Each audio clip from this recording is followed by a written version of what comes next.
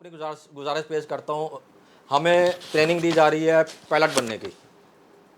ये बातें पायलट के लिए मैंने नहीं रखती जी कि उसके जहाज़ में फ्यूल नहीं था, उसके जहाज़ में बम लोड नहीं थे, उसके जहाज़ में गोलियां लोड नहीं थी। उसको तो में अपना जहाज़ तक पहुंच के उड़ाना है और 1 मिनट के अंदर अंदर उसने सरहद पार करनी है। तो बेसिकली मुझे लग रहा है कि हमें अब राशिद मिन्हाज साहब बना हमारे लिए MM आलम साहब बनाना चाह रहे हैं कि अब हम एक ही वक्त में कराची में भी हाई कोर्ट में पेश होंगे, ट्रिब्यूनल में पेश होंगे, लाहौर में भी उसी वक्त पेश हो रहे होंगे और मुल्तान भी उसी वक्त पेश हो रहे होंगे।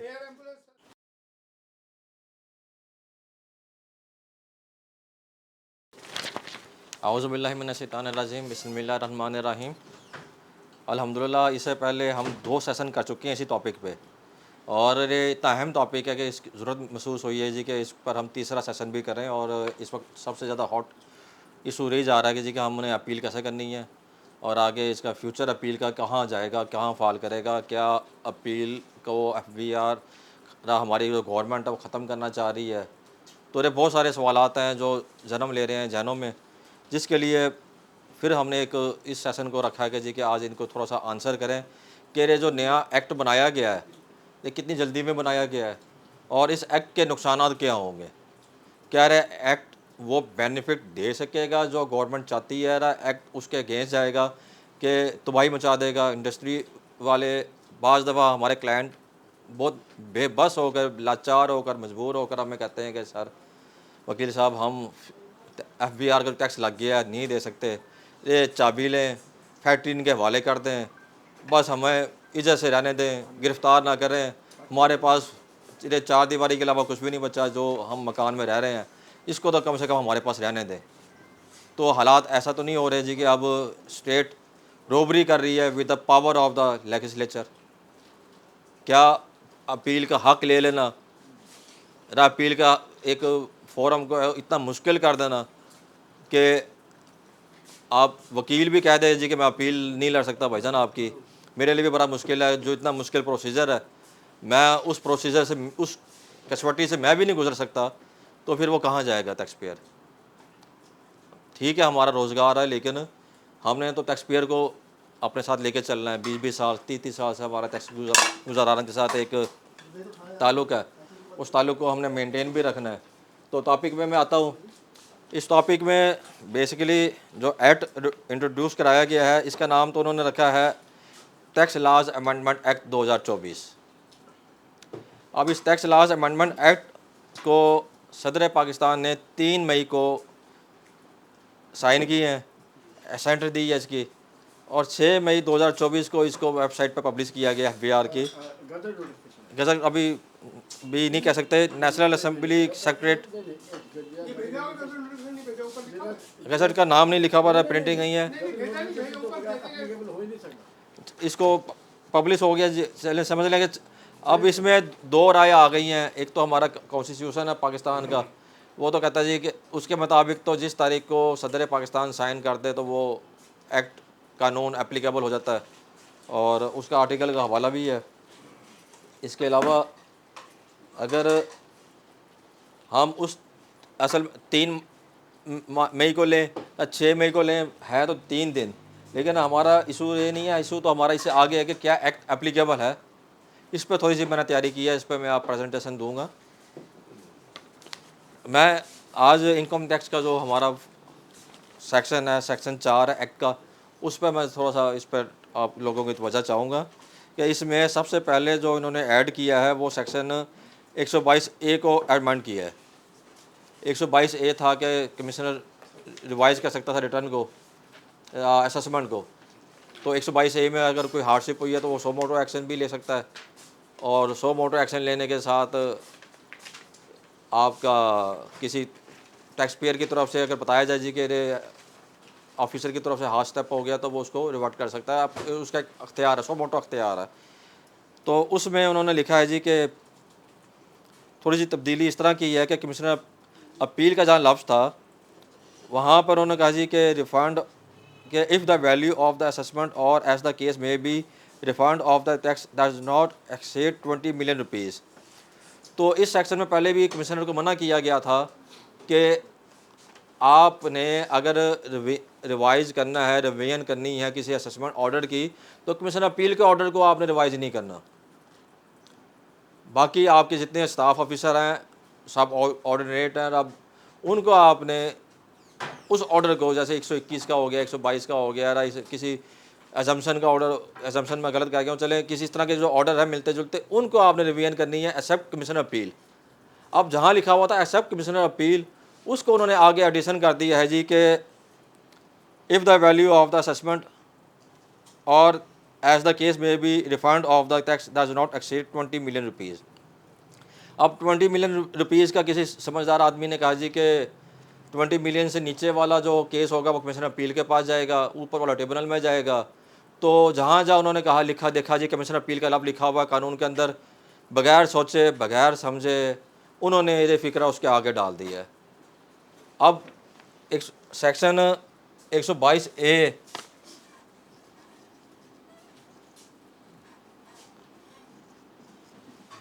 कमिश्नर की पावर है कि वो रिवाइज़ करे, और उसमें लिखा हुआ है कौन सा ऑर्डर रिवाइज़ होगा।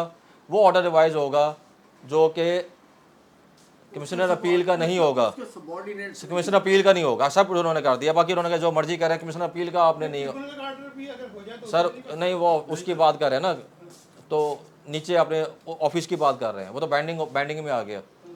तो उन्होंने कहा जी कि आपने इसको रिवाइज नहीं करना except order of CIR appeal. अब नीचे रे कह देना जी कि इसके साथ आप ऐड कर दिया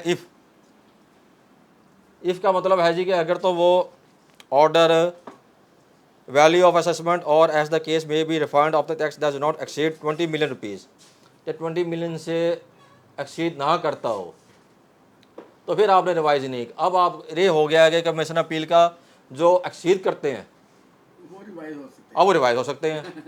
ये लेजिस्लेचर बनाने वालों के अब किसकी खुश करने के लिए बनाया गया है।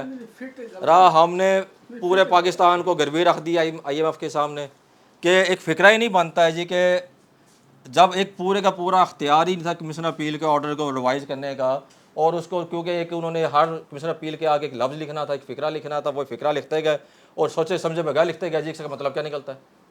मतलब यह निकलता है जी कि जो एक्सीड नहीं करता, जो 20 मिलियन से कम है, हालांकि ये इंटेंशन ही नहीं है सारे ये अमेंडमेंट, तो 20 मिलियन से कम है जी कि उसको आपने नहीं करना। अगर एक्सीड कर गया है फिर कर देना, फिर तो हालांकि वो कमीशन की जुडिक्शन में आता ही नहीं। जब वो चीज़ उसकी जुरिडिक्शन में नहीं आती, आपने उसके पावर दे दी है। तो ऐसी गलतियां आगे भी की हैं। सेक्शन 124 में फिर उन्होंने एक ऐसी गलती कर दी है। 124 में जहाँ जहाँ उन्होंने कमीशन अपील का लफ्ज़ लिखा हुआ था जी कि कमीशन अपील का अपील इफेक्ट ऑफिसर ने कितने अरसे में देना है, 1 में 2 में 124 1 में लिखा हुआ है जी कि 1 साल में, 2 में लिखा हुआ है 2 साल में, अगर वो डायरेक्शन आ जाती है तो ऐसी चीज़ों में को तो रीअसेस करना उसकी लिमिटेशन और है, और अगर ये अपील इफेक्ट देना है उसकी और। तो इन चीज़ों में हम देखें अगर, तो एक आगे जाके अब सेक्शन 6 में उसमें भी उन्होंने री लाइन डाल दी है जी इफ़ 20 मिलियन और रिफंड। वो तो मतलब ही अब इसका मतलब ये है कि अब कानून जो हमारा आया है एक्ट 3 मई को,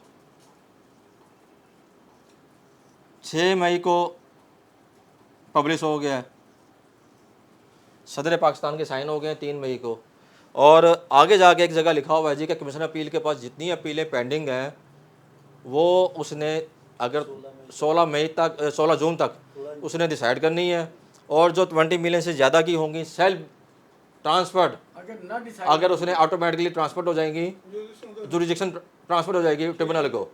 अब वो कमीशन अपील वहाँ फाइलें भेजे चाहे ना भेजे, जुरिडिक्शन वहाँ चली गई। अब एक एडमिनिस्ट्रेटिव इशू और बनेगा। लेकिन अब बात जो मैं कर रहा हूँ कि अब ऐसा ऑर्डर जो कि 6 मई को और 3 मई से पहले का हुआ है, और वो 2 करोड़ से ज़्यादा का है, तो फिर उसकी अपील इफेक्ट कौन देगा? उसे तो मना कर दिया गया। आपने कहा जी कि अपील इफेक्ट उस केस का देना है जो कि कमीशन अपील 2 करोड़ से नीचे का कम का फैसला करके आपको भेजेगा। 124 अब फिर एक तो सिनेरियो आ गया कि जी ऑर्डर इस तारीख से पहले का है, ऑर्डर इज प्रायर ऑफ 3 मई। दूसरा सिनेरियो आ गया है हमारे पास के ऑर्डर 3 मई से लेकर 16 जून में हुआ। अगर कमिश्नर अपील साहब के पास अख्तियार है, अभी वो कर सकता है, कानून ने तो मना नहीं किया उसको। 3 मई से लेकर टू 16 जून, इन तारीखों में जो फैसला होगा उसका तो अपील इफेक्ट देने का अख्तियार ही ख़त्म कर दिया आपने कमिश्नर को। आपने कहा जी नहीं 2 करोड़ से नीचे का होगा उसका तो अपील इफेक्ट देना है आपने, 2 करोड़ 20 मिलियन का, लेकिन उससे ऊपर का होगा उसका अपील इफेक्ट नहीं देना। तो ऐसी इनकी वर्डिंग वगैरह देखा जाए तो यही मतलब आ रहा है। ये कानून बन गया जी, वर्डिंग नहीं है, कानून बन गया अब तो। वो जो तो आप फिर इसको 122 की वाइज इसको चैलेंज करें हाई कोर्ट में। सर अब तो ये देखे ना जो नोट भी आएंगे। जो अपील नहीं वो लॉ को ओवरराइड नहीं करता, वो लॉ को ओवरराइड नहीं करता। ये थोड़ा सा जो है ना फ्रेश सही नहीं बना हैप्पी सर फ्रेश किया है, वो पूरे का पूरा लॉ का मतन ही तब्दील कर दिया है। एक जगह कॉमा डाल के करो तो ला कर। अच्छा फिर एक और सबसे बड़ी जो गलती इनसे हुई है, उससे पहले मैं थोड़ा सा एक नया सेक्शन ऐड हुआ है, मैं वो समझा दूं। सेक्शन 126A ऐड किया इन्होंने, यह है पेक्यूनरी पावर का। इसमें उन्होंने लिखा है subject to other provision of this act. अब बड़ा अहम चीज़ है जो मैं अब बात करने लगा हूँ कि इन्होंने जो उन्होंने सब्जेक्ट टू किया है वो दिस एक्ट किया है, दिस एक्ट मीन जिसमें से अमेंडमेंट आ रही है। अमेंडमेंट आ रही है। और ये एक्ट है हमारा टैक्स लॉज अमेंडमेंट एक्ट 2024। अब इन्होंने कहा जी कि इस एक्ट के अंदर जो जो तब्दीलियां हुई हैं उसके लिए पेक्यूनरी पावर है कि अगर तो अपील लाई करती है असेसमेंट ऑफ टैक्स की और रिफंड की।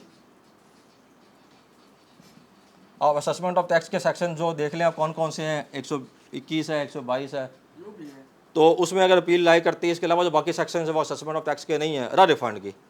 तो वो जो अपील होगी अगर वो 2 करोड़ से ज़्यादा की है तो ट्रिब्यूनल में होगी, कम की है तो कमिश्नर अपील के पास होगी। और फिर उन्होंने थोड़ा सा आगे एक्सप्लेन कर दिया जी कि रेफरेंस कैसे होगा हाई कोर्ट में। कमिश्नर अपील का ऑर्डर आप रेफरेंस भी करेंगे हाई कोर्ट में, ट्रिब्यूनल के ऑर्डर का भी रेफरेंस हाई कोर्ट में करेंगे। जब अलहदा से सेक्शन मौजूद है ट्रिब्यूनल में अपील करने का और हाई कोर्ट में रेफरेंस करने का, तो फिर सब सेक्शन 126A का तो 2 है 3 है, ये वैसे ही रेलिवेंट हो जाता है।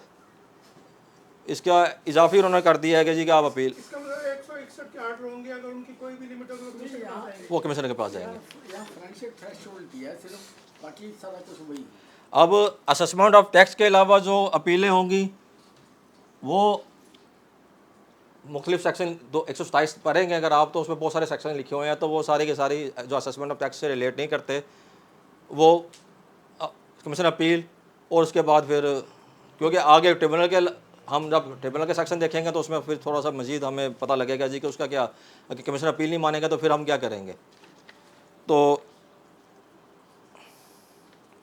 और फिर उन्होंने इसी सेक्शन में लिख दिया जी कि सेक्शन 16 जून तक तमाम की तमाम फाइलें कमिश्नर अपील ने आगे भेजनी है।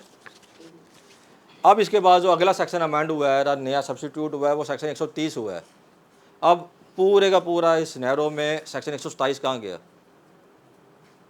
130 में तो उन्होंने लिख दिया there shall be established an appellate tribunal in revenue, और उसको जो अपील होगी वो अपील का उन्होंने लिख दिया है सेक्शन 131 में कि subject to section 126A any person other than SOE state own जो एंटिटीज़ हैं agree by any order pass by an officer of inland revenue, कि आपने जब ट्रिब्यूनल में अपील करनी है तो 126A को मद्देनज़र रखना है। यह है ट्रिब्यूनल के लिए। 127 के लिए ऐसी कोई हिदायत नहीं है कि जी कि हमने 126 को भी मद्देनज़र रखना है। 127 क्योंकि ये जो 126 जो एप्लीकेबल है वो सिर्फ सब्जेक्ट टू इस एक्ट 2024 को कर रहा है, और यही समझने वाली बात है कि 127 इस एक्ट का हिस्सा नहीं है। उसने उसे अमेंड नहीं किया, उसे बिल्कुल अमेंड नहीं किया। उसे बाहर नहीं निकाला है, तो अभी मौजूद है वहाँ। तो हमारे पास डबल ऑप्शन आ गया, सेक्शन 127 तो इंडिपेंडेंट सेक्शन है, वो तो मुझे अख्तियार दे रहा है जी कि मैं कमीशन अपील को, चाहे वो 1 रुपये का केस है असेसमेंट का, चाहे वो 10 अरब का केस है असेसमेंट का, मैं कमीशन अपील को अपील करूं और वो लेने का पाबंद भी है। बेशक 126A में उसको कहा गया है कि वो उसने 16 जून तक फाइलें भेजनी है, टसल भी ट्रांसफ़र हो जाएंगी, लेकिन 116 जून, क्या 16 जून के बाद वो मुझसे अपील नहीं लेगा? असल तो वसूली किया कि अगर वसूल 127 के तहत वसूल करेगा, 127 26 के तहत नहीं करेगा। 126A के तहत तो उसने 16 जून तक भेजनी थी। 27 में तो ले लेगा ना, तो 27 में लेके जुडिशियल भी आ जाएगी उसके बाद। 126 वो ये इसकी पाबंदी कहाँ रहेगी? इसका मतलब नए केस ले सकता है वो। अब मैं 17 जून को नए केस ले सकता 127 में नए भी केस ले सकता है और नए केस लेकर उसने फिर 126A के तहत उसने 16 जून तक केस भेजने हैं। मैंने 17 जून को कमीशन अपील को एक अपील जमा करा दी है, तो टाइम तो लिमिटेशन तो मैं उससे निकल गया हूँ। अब कमीशन अपील पाबंद नहीं है, अब कमीशन अपील पाबंद नहीं है। सही 16 तो ऐसे ही है। 16 जून तक की अपीलें उसने पेंडिंग करनी थी, उसने ट्रांसफ़र करनी थी वहाँ पे और 16 जून के बाद की जो अपीलें हैं 17 जून को मैं जमा कराऊंगा, उस पर ऐसी कोई पाबंदी नहीं है कि वो ट्रांसफ़र करे, बिल्कुल सही, उस पर पाबंदी नहीं है। ऐसे ही लगता है। और 100 नहीं पाबंदी ना होने के अलावा उसके ऊपर अपनी जुडिशियल भी है, अपनी जुडिशियल हो उसको सकता है लेगा और हेयरिंग करेगा, डिसाइड इंटेंशन ये करेगा। हो कि जो पुराने केस पड़े वो निकल जाए, नए केस पे दोबारा इंटेंशन तो उनकी वही है जो हम समझ रहे हैं। हम तो कानून को देख रहे हैं कि कानून को में कानून क्या कहता है? क्या वो वर्डिंग ला सकें, क्या FBR हस्बे रवायत राज जो हमारे असेंबली में लोग बैठे हैं उनके पास ऐसा कोई काबिल आदमी नहीं है जो कि उसकी इंटेंशन को, उस कानून को से प्रॉपर ड्राफ्ट कर सके। रहा फिर ड्राफ्ट वहाँ से सुबह एक मसवदा आता है कि जी एक तजवीज़ आती है कि जी कि शाम तक आपने इसको अप्लीकेबल करना है, और 40 बंदे सर जोड़ के बैठ जाते हैं और फिर जो उस वक्त 2 घंटे 3 घंटे में कानून बना उसको असेंबली से पास करा के। अब देखें इसमें हालांकि कितने कितने स्टाल वार्ड लोग पढ़ते हैं, कई जगह बैठा हुआ होगा, वो सारे डिफर कई जगह है तो असेंबली में डिस्कस। बात अच्छा मैं आपको बताता हूँ कि वो 2001 का जब कानून आया था ना, इनिशियली बहुत सिंपल लेमैन स्टाइल में आया। उस वक्त एक सेमिनार हुआ था जहाँ इसके ऊपर एतराज़ ये लगा था कि जो लॉ होता है वो लीगल, उसकी जो लैंग्वेज होती है ना वो इतनी सिंपल नहीं होती, वो अपनी यानी कि रिक्वायरमेंट को पूरी करता है कि ऐसे ऐसे ऐसे घूम घाम के जाता है।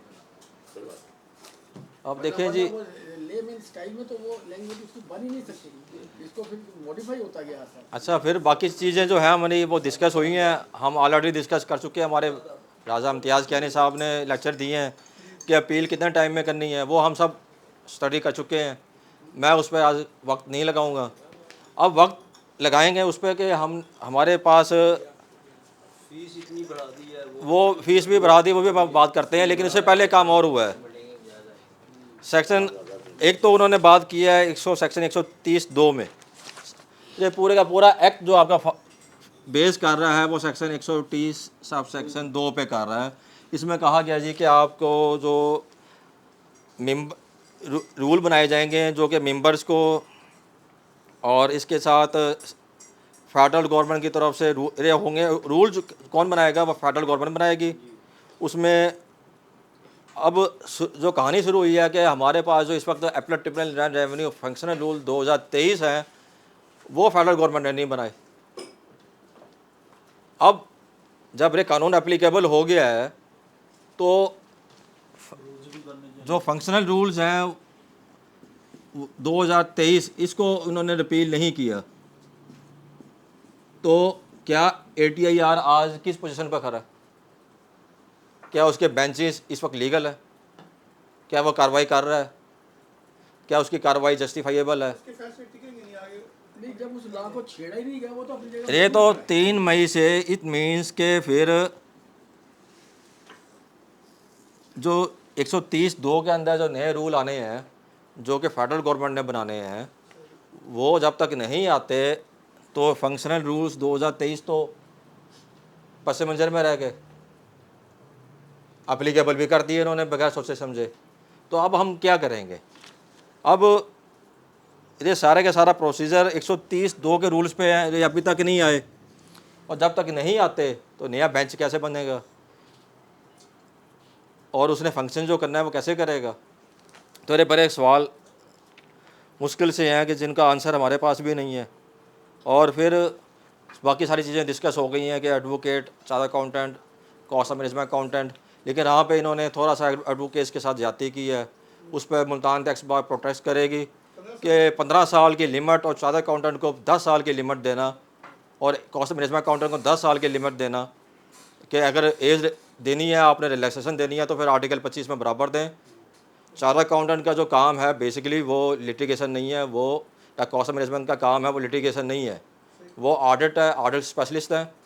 आपने आई कैप को तो वैल्यू दे दी है, लेकिन हमारे मुल्तान टैक्स बार या बाकी टैक्स बार है पाकिस्तान के टैक्स के जो एडवोकेट्स हैं उनको आपने थोड़ा टफ क्राइटेरिया कर दिया है। राह हमें वो काबिल नहीं समझते। आप क्या चाहते हैं, आपको भी 15 साल कर दें? सर बाकियों को 15 साल कर दें, राह फिर इसको 10 साल कर दें। वो ये समझ रहे हैं कि जी एडवोकेट इस काबिल नहीं है 10 साल बाद के वो मेंबर बन सके। इसका तो बजाय रही मतलब निकलता है। और इंतहाई ऑब्जेक्शनेबल एक बात है जो कि मुल्तान टैक्स बार इसको कंडम करती है कि राह तो बराबर करें। एडवोकेट्स आर मोस्ट रेस्पेक्टेबल और मोस्ट पाकिस्तान के जो है इस प्रोफेशन में इंतहाई मोहतरम हमारे लिए हैं, तो एडवोकेट्स को बका 10 साल इनके बराबर किया जाए। मेरे ख्याल में वो डिमांड एंड सप्लाई रूल के मुताबिक सर डिमांड सप्लाई नहीं होता। अभी हम टॉपिक से हट जाएंगे, सप्लाई बहुत ज़्यादा है, तो डिमांड कम है। टॉपिक से हट जाएंगे। डिमांड की सप्लाई कम नहीं, है। वैसे एक बात है, आपकी उम्र जो है ना वो तो उन्हें और कम करनी चाहिए। जिस तरह से फास्ट नॉलेज है, कंप्यूटर वगैरह आया है ऑनलाइन, तो ये नॉलेज एक यंग के पास बहुत ज़्यादा नॉलेज है। हम ये बात भी नहीं कर रहे, हम कहते हैं कि चार्टर्ड अकाउंटेंट भी हमारे लिए बड़े मोहतरम है, कॉस्ट मैनेजमेंट अकाउंटेंट भी हमारा ही हिस्सा है, हमारा ही साथी हैं, हमारे ही अपना जिस्म का एक पार्ट है। लेकिन उसमें से तफरीक करना आर्टिकल 25 रे ज्यादती की गई है। रे ज्यादती नहीं होनी चाहिए थी कि उनके लिए 15 साल। वो एक बात रे तासर देना चाह रहे हैं कि बाकी दो वो भी मेरे मेरे बड़े मोहतरम पेशे हैं, हम खुद उन फील्ड्स में से हैं, हम वी आर आल्सो अकाउंटेंट्स। लेकिन वो जो फील्ड है एक तासर दिया जा रहा है कि they are superior than advocates. अच्छा, मैं इसमें थोड़ी सी अगर वजाहत कर दूं, वो ये है कि चार्टर्ड अकाउंटेंट के लिए वो है ये चार्टर्ड अकाउंटेंट 10 साल का एक्सपीरियंस नहीं मांग रहे, ये 10 साल का जॉब का एक्सपीरियंस भी हो सकता है। वो मांग रहे हैं प्रैक्टिस का एक्सपीरियंस। जो चार्टर्ड अकाउंटेंट प्रैक्टिस में 10 साल लगा चुका हो वो तो कभी आता ही नहीं। पूरी अभी तक जब तक से ये कानून बना है ट्रिब्यूनल का, एक चार्टर्ड अकाउंटेंट इनाम इलाई शेख साहब, बस इसके अलावा कोई चार्टर्ड अकाउंटेंट अब इशू ये है कि और ना ही आ सकता है। 10 साल वकला को भी उन्होंने ये नहीं कहा जो नॉन प्रैक्टिसिंग है वो आ जाएगा। एस्टेब्लिश हो चुका है। वकला के लिए भी ये नहीं कहा कि नॉन प्रैक्टिसिंग है वो आ जाएगा। आगे उन्होंने रूल में लिखा जी कि हम उसका भी स्क्रूटनाइज करेंगे, टेस्ट लेंगे, पर एक तरीके का लिखा है। लेकिन ये डिफरेंस देना रहा पे 15 साल और 10 साल, नॉन प्रैक्टिसिंग वकला को भी उन्होंने नहीं कहा जी कि वो आएगा। जब ये चार्टर्ड अकाउंटेंट नहीं आए थे ना, उसके बाद उन्होंने जो है ना सब ये एक और भी तो वो कंडेम करें वो 15 साल जनवरी में 50,000 वो मैं आ रहा हूँ, उस पर भी मैं आ रहा हूँ सर, उस पर आ रहा हूँ। हाँ जी सर, ये बाद में बात करेंगे, थोड़ा सा हमारा। 3 गेमों की इजाजत है। जल्दी से आप जमात 5:30। अच्छा, इसके बाद एक परफॉर्मेंस रिव्यू कमेटी बना दी गई है। जो रूल अब बनेंगे तो उसमें एक आएगा परफॉर्मेंस रिव्यू कमेटी में कौन होगा। अब परफॉर्मेंस रिव्यू कमेटी का भी रूल नहीं आए कौन होगा, लेकिन इस वक्त जो मेरे नॉलेज तक बात पहुंची है, एपलेट ट्रिब्यूनल लैंड रेवेन्यू के तमाम फैसले मिनिस्ट्रीज़ में जा रहे हैं, रिव्यू हो रहे हैं, और जहां पर वो समझते हैं जी कि टैक्स पेयर को कोई रिलीफ देकर कौम के साथ जाती हुई है, तो वो बाकायदा सवाल किए जा रहे हैं। अब वो हमें इसका मकसद समझ नहीं आया कि रिव्यू कमेटी क्यों बनी है, होने से पहले जा रहा है या बाद में जा रहा है। बाद में जा अब हमें समझ नहीं आई कि जी कि फैसले वो रिव्यू क्यों करेंगे। क्या आपको ईमानदारी पे शक है हमारे वो जजों के? क्या हमारे मेंबर बेईमान है? क्या रे रिव्यू डिप्टी कमिश्नर का क्यों नहीं होता? रे रिव्यू कमिश्नर का क्यों नहीं होता जिसके फैसले वहाँ जाके उठते हैं, और आगे जाके सिर्फ आप अपने इस बात पे जी कि टैक्स हमने जो लगा दिया है रे हमने वसूल करना है, चाहे वो सही है गलत है, आपने उनको हरास कर रहे हैं। ये तो आप वही काम कर रहे हैं जैसे हमारे 6 मोजेज जजेस इस्लामाबाद ने कंप्लेन की थी कि जी हमारी जाती लाइफ ही हमारी नहीं रहेगी, हमें हरास किया जा रहा है फैसले करवाने के लिए। इनके फैसले आप जाएंगे आगे, आपने साथ लिख दिया जी कि हम इनके अगेंस्ट डिसिप्लिनरी एक्शन भी लेंगे। इस तरह जो है ना ये जितनी जुडिशरी है ना, क्या उनके फैसले रिव्यू होने के लिए जाते हैं क्या कहीं? वो हो जाए तो तो ये एक ही फील्ड है ये। अगर आपने रिव्यू करना है तो आप नंबर ऑफ केसेस का लिख देंगे, ऊपर जाके हाई कोर्ट में या उससे ऊपर वाले फोरम में कितने सस्टेन करते हैं। वो रिव्यू बेसिकली वो ऑटोमेटिक एक रिव्यू का एक प्रोसेस वो बनता है, बेसिकली वो एक स्क्रूटनी है, लेकिन उस स्क्रूटनी की तरफ नहीं एफबीआर जा रहा, हमारी हुकूमत नहीं जा रही। ये भी सस्पेंड पे भी लगनी चाहिए ना कदम के, हाँ जी आपके ऑर्डर स्टे क्यों नहीं करते क्या? तो बेसिकली अगर रिव्यू करना है तो डिप्टी कमिश्नर के फैसलों को रिव्यू करें जो नाजायज़ टैक्स लगा रहे हैं। कमिश्नर के एक उसके ऊपर बाकायदा कैमरा लगा के उसको हमारा मुतालबा रहेगा जी कि तमाम एफबीआर के जितने ऑफिसर हैं कैमरे लगे हों और हमें वो उसके लिंक दिए जाएँ कि हम उनको व्यू करेंगे कौन सा अफसर अपनी कुर्सी पर बैठा है कि नहीं बैठा।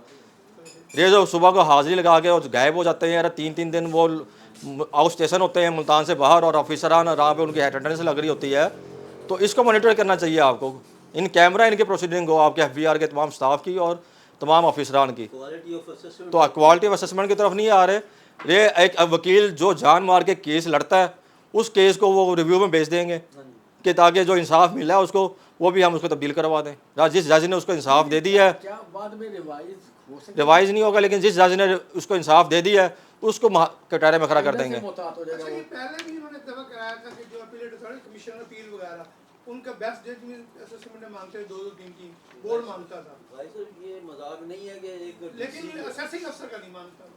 डीसी 2 करोड़ से ज्यादा का टैक्स लगा सकता है या रिफंड क्लेम कर सकता है। अरबों का रिफ- निकाल- ले- कमिश्नर अपील उससे नहीं फैसला सुन सकता, बिजनेस स्केल का अफसर वो नहीं सुन सकता। सजी इससे बड़ा मजाक भी है, डीसी क्या है आईआर लगा इससे एक बड़ा मजाक भी है जो अब आप जो आज से जब से पाकिस्तान बना है उस वक्त से हो रहा है कि एक आईआर और सोलवेंट स्केल का वो 2 अरब का टैक्स तो लगा सकता है, वो 1 लाख रुपए का ऊपर 1 लाख 1 रुपए का रिफंड नहीं दे सकता। ये मजाक नहीं तो और क्या है। लेकिन हम से बात करो सर। बस 10 मिनट का टाइम दे दो सब ऐसे आ रहे हैं। डिस्कशन बड़ी अच्छी चल रही है। फिर अब नमाज के बाद करते हैं डिस्कशन जी। बिस्मिल्लाहिर्रहमानिर्रहीम। नमाज के वक्फे के बाद हम सेशन को हम शुरू करते हैं और थोड़ा सा मैं आप दो दोस्त नए आए हैं उनके लिए रिपीट कर दूं कि हमारा जो सेशन चल रहा है टैक्स लॉज अमेंडमेंट एक्ट 2024 और इस पे हम पहले भी 2 लेक्चर्स दे चुके हैं मुल्तान टैक्स बार की तरफ से और इंतहाई जामे और मुफस्सल एक एक चीज़ को बड़ी बारीकबीनी से राजा इम्तियाज़ कियानी साहब ने एक्सप्लेन किया था। तो आज हम इसका ज़रा तनकीदी जायज़ा कर रहे हैं कि ये एक्ट क्या कहाँ खड़ा है और हम इसका जो हमारी गवर्नमेंट है हमारा महकमा एफबीआर है उसका क्या बेनिफिट लेना चाह रहा है और कानून बनाते हुए कौन कौन सी इनसे गलतियाँ हुई हैं। पहले तो हमने डिस्कस किया है जी कि कौन सी इसकी इफेक्टिव डेट होगी। 3 मई को ये असेंट दी है प्रेसिडेंट ऑफ पाकिस्तान ने, 6 मई को रिपब्लिश हुआ है। Article 75 effective date of act को डील करता है जी कि जब असेंट दे दे अपना प्रेसिडेंट साहब दे दें तो उसी तारीख से ही वो इफेक्टिव होगा। इसको ज़रा मैं देखूँगा, लेकिन आप सब भी आर्टिकल 75 लाजमी पर हैं। और फिर हमने इसमें देखा है कि सेक्शन 126A इंट्रोड्यूस कराया गया है जिसमें पिक्यूनरी पावर दी गई है और पिक्यूनरी पावर को जो सबसे अहम चीज़ है वो उस एक्ट तक ही महदूद रखा है। 127 सेक्शन कमीशन अपील को क्योंकि इसका हिस्सा नहीं है तो वो इस एक्ट का पार्ट नहीं है। तो 127 अभी भी इंडिपेंडेंट है और वो इसके ऊपर सुपर जो क्योंकि एक अलग से सेक्शन है तो वो मुकम्मल आज़ादी देता है आपको कि आप कमीशन अपील को अपील करें। लेकिन 126A में लिखा हुआ जी कि जो 20 मिलियन से ऊपर के केस होंगे वो जाएंगे कमिश्नर अपील 16 जून तक वो भेज देगा, सेल्फ ट्रांसफ़र कर देगा ATIR को। लेकिन लॉ में कई प्रोसेस नहीं लिखा जी कि वो फिज़िकल फाइलें भेजेगा क्योंकि अपीलें जो जाती हैं वो IRS में जाती हैं और IRS का जो प्रोसीजर है वो IRS की क्या वो प्रिंट निकाल के भेजेगा, अपील मेमो बना के भेजेगा कमिश्नर अपील साहब जो ऑफिस है उनका वो कैसे भेजेगा। लेकिन इस पर बड़ी खामोशी है, अभी तक कोई समझ नहीं आ रही कि कौन इतने प्रिंट निकालेगा IRS में से और फिर भेजेंगे। तो इसका तो कमिश्नर अपील साहब मुल्तान में जो मैंने देखा है एक ही हल निकाला है और हल रही है कि जो 20 मिलियन से ऊपर के केस हैं वो एक पेशी लगाओ और उसको फारिग करो ताकि इस प्रिंट निकाल कर फाइलें बनाकर वहाँ भिजवाने का जो एक प्रोसेस है तो वो प्रोसेस उनके सिरे से ख़त्म हो जाए। आखिरी दिन वो 16 जून को रिपोर्ट भेजें कि we have finished all cases and no pendency about 20 million. हो नहीं सकता। तो वो कर भी देंगे, उन्होंने कर भी देना कमिश्नर अपील साहब ने। तो वो जो फैसला अब उसके बाद फिर टैक्स रेफरेंस में जाएंगे। उन्होंने बोझ बढ़ जाएगा। फिर भी ट्रिब्यूनल के पास ही चले जाएंगे उस अगर कोई ऐसा करे। अब कमिश्नर अपील साहब जो फैसले ऐसे ट्रिब्यूनल कर, का काम बढ़ जाएगा। जो कमिश्नर अपील साहब ऐसे फैसले करेंगे, अब उसकी अपील है हाई कोर्ट में, तो उसकी कॉस्ट भी 50,000 रुपये कर दी गई है। तो बहुत ही मुश्किल वक्त आ रहा है। जितनी पेंडेंसी है आपकी अपीलों की, जो अबाव 2 करोड़ रुपये 20 मिलियन है, उसको अभी आप कमिश्नर अपील का ऑफिस में बैठ जाएं, वहीं पर एक असिस्ट करके प्रॉपर उसको करवा लें तो बेहतर है। ऐसा ना हो आगे या नहीं आगे कमिश्नर अपील साहब एडिशनल चार्ज 2 को दे दिया गया है। तो बेहतर रही है कि जी कमिश्नर 1 वाले को अपील 2 का चार्ज एडिशनल, पहले वो लुक आफ्टर चार्ज था, आज वो नोटिफिकेशन कर दिया गया है कि उनको फुल फ्लैज एडिशनल चार्ज दे दिया गया है। तो आप सब दोस्तों से मेरी गुजारिश होगी पूरे पाकिस्तान में जो हमें व्यू कर रहे हैं कि वो फौरी तौर पर कमिश्नर अपील साहब से जो 20 मिलियन के केसेस हैं उनको एमिकेबली करवा लें, प्रॉपर असिस्ट करके करवा लें। ऐसा ना हो 16 जून से पहले उन्होंने इसको डिस्पोजल डालनी है। इस वक्त तमाम के तमाम कमिश्नर अपील इसी चक्कर में है कि जी हम एक एक पेशी डालें और जो पेशी भी आए चाहे ना आए, फैसला उसका जो बनता है करें, और हम 16 जून को हम एक रिपोर्ट भेज दें FBR में कि नो पेंडेंसी। जो 4-5 केस हैं वो भेज दें। कंप्लायंस हमने 16 जो हमने फाइलें भेजनी थी वो कंप्लायंस हो गई है। इसके बाद हमने डिस्कस किया जी कि जो 126A है उसमें 2 बातें की गई हैं, वैल्यू ऑफ असेसमेंट की और रिफ़ंड की। तो जो वैल्यू ऑफ असेसमेंट है वो डील करता है सेक्शन 120 को, 121 को और 122 को। तो अदर देन अपीलेबल सेक्शन है वो 143 है, 144 है, 161 है, 162 है, 182 है, 205 है, 221 है, 172, 3F है। तो ये जो सेक्शन है ये बेसिकली अभी भी उसी प्रोसेस से गुजरेंगे क्योंकि कमिश्नर अपील को होंगे। इसमें वैल्यू ऑफ असेसमेंट का जिक्र नहीं है, ना ही ये कानून उसको अंडोज करता है, ना उसको इन केसों को इसके मुताबिक चलेगा। इसके बाद अभी खामोशी है कि क्या बनेगा कमिश्नर अपील का। हम अगर करेंगे अपील, इसमें जितनी भी मालियत है, तो उसके बाद क्या होगा वो तरीक़ेकार फिर हाई कोर्ट में और फिर ट्रिब्यूनल में अपील करने का है, वो हम देखते हैं। और इसमें सबसे अहम बात है कि इंडिपेंडेंट फोरम वो कहाँ गया हमारा इंडिपेंडेंट फोरम कमिश्नर अपील का। तो इंडिपेंडेंट फोरम से एक डिपेंडेंट फोरम था, उसके बाद इंडिपेंडेंट फोरम है। अब ट्रिब्यूनल का फोरम भी अब इंडिपेंडेंट नहीं रहा, अब डिपेंडेंट करते जा रहे हैं। अगर रिव्यू कमेटी उसको देखेगी, अब रिव्यू कमेटी हमने परफॉर्मेंस रिव्यू कमेटी जो बनाई जाएगी तो वो इंडिपेंडेंट जिसको केसेस को मॉनिटराइज इंडिपेंडेंट फोरम का मतलब होता है कि अदर देन FBR। तो अब अपील वाला हुआ ना, डिपेंडेंट फोरम अपील वाला हो गया ना। नहीं कि ट्रिब्यूनल ट्रिब्यूनल सॉरी अब वो मिनिस्ट्री ऑफ लॉ के अंडर है। हाँ कमिश्नर अब ऐसे है कि होना तो कमिश्नर भी जो है ना इंडिपेंडेंट होना चाहिए, कमिश्नर अपील भी। अब ऐसे है कि जो हालात जा रहे हैं, जुडिशियल अपीलेट ट्रिब्यूनल भी अब इंडिपेंडेंट फोरम नहीं रह जाएगा। जब उसके जो फैसले परफॉर्मेंस रिव्यू कमेटी के पास जाएंगे और वह परफॉर्मेंस रिव्यू कमेटी देखेगी जी कि आपने इसको क्यों रिलीफ दे दिया, इंसाफ के मुताबिक क्यों फ़ैसला कर दिया है, तो फिर ये इंडिपेंडेंट फोरम नहीं रहेगा। इसके पास अख्तियार ही नहीं रह जाएगा जी कि वो किसी को रिलीफ दे सकें। रिलीफ देकर अब क्यों उन्होंने अपने आप को इंक्वायरी में बिठाना है, इंक्वायरियाँ बैठ जानी इनके ख़िलाफ़। तो हाँ जी जी होना चाहिए।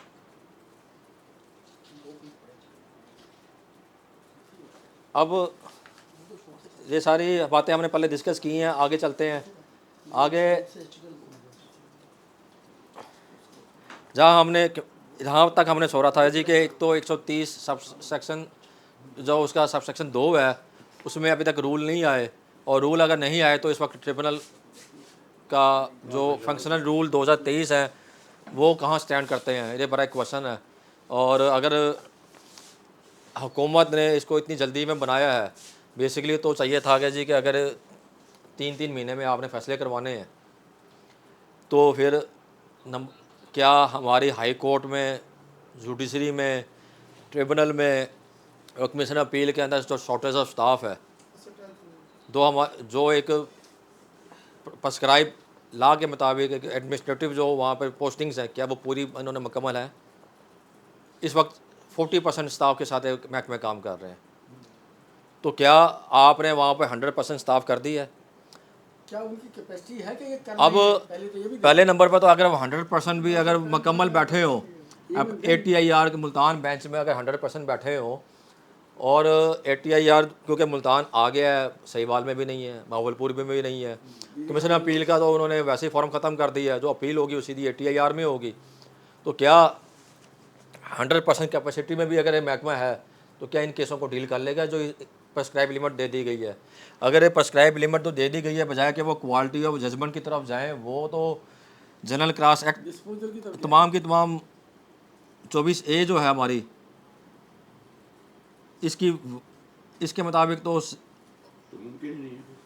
हाँ, ये उम्मीद की जाती है जी कि जो भी शख्स जो गवर्नमेंट फंक्शनरी में काम कर रहा है वो इंतहाई ईमानदारी और अपनी मेहनत से और इन द गुड फेथ कर रहा है, तो क्या वो डिस्पोजल पे जाएगा या क्वालिटी वर्क पे जाएगा? ये बड़ा अहम इशू है कि 90 दिन के अंदर। और फिर सबसे बड़ा अलमिया वो हमारे वकीलों के लिए है, और वकील हमारा टैक्स और ये भी आपको बता दूं कि जब ये मई जून का महीना आएगा या जुलाई आएगा, हाँ। उस वक्त नंबर ऑफ अपील बढ़ जाएंगी, बढ़ जाएंगी, हाँ। नंबर ऑफ अपील बढ़ जाएंगी, और वो जो है ना वो 90 दिन में कैसे कर लेंगे? बड़ा मुश्किल है, स्पीकिंग ऑर्डर ना होगा फिर इसके बाद फिर चेक भी लगा दिया उनको। स्पीकिंग ही नहीं हो सकेगा। स्पीडी ऑर्डर के डिस्पोजल किए तो रिस्ट्रिक्शन ठीक है, लेकिन क्वालिटी ऑफ ऑर्डर जो है वो तो बिल्कुल इसमें थोड़ा सा जून जुलाई सुप्रीम 3 महीनों में नंबर ऑफ अपील बढ़ेंगे। बढ़ जाती है। अब ये डिस्पोजल अब में टाइम बार होते हैं। इसमें थोड़ा सा इशू ये भी आया कि हमारे पास एक अपील का 127 के अंदर पीरियड दिया गया है 4 महीने का। 4 महीने में अगर फैसला नहीं होगा तो क्या होगा? ये इशू सुप्रीम कोर्ट में भी थ्रश आउट हुआ। 1 साल पहले जजमेंट रिपोर्ट भी हुई है माई लॉ जस्टिस आयशा मलिक साहिबा की। उन्होंने तो कहा जी कि वो ऑर्डर अपील ख़त्म हो गई है पास कमीशन अपील के पास है, लेकिन फिर उसे लार्जर बेंच ने रिवर्ट किया। उन्होंने कहा जी कि ख़त्म नहीं होगी, अब टैक्स जो एक लिटिगेंट है उसका क्या कसूर है कि कमीशन अपील 4 महीने में फ़ैसला नहीं करता।